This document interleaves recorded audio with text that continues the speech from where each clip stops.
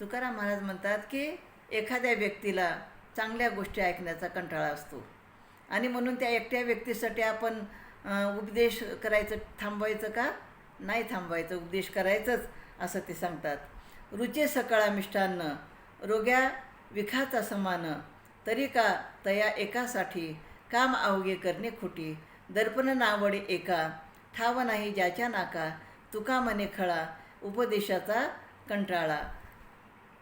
तर मिष्टान्न आवडते परंतु रोग्याला ते विषाच्या सारखे आहे. म्हणजे गोड पदार्थ हा शुगर असलेला माणूस खाऊ शकत नाही. एखाद्याला एखाद्या पदार्थाचा विपरीत अनुभव येतो, म्हणून त्या एकट्यामुळं जगातील त्या त्या पदार्थाच्या प्राप्तीकरता केली जाणारी कर्मे ही व्यर्थ होतात काय? आरशाची गरज कोणासाठी नाही, ज्याचा नाकाचा ठाव ठिकाणा नाही त्याच्यासाठीच.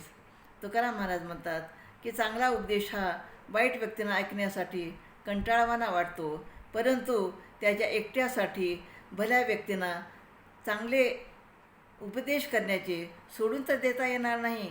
म्हणजे चांगल्या लोकांना उपदेश करावाच लागेल. एका व्यक्तीमुळं उपदेश करण्याचे सोडून द्यायचे काहीच कारण नाही. रामकृष्ण हरी.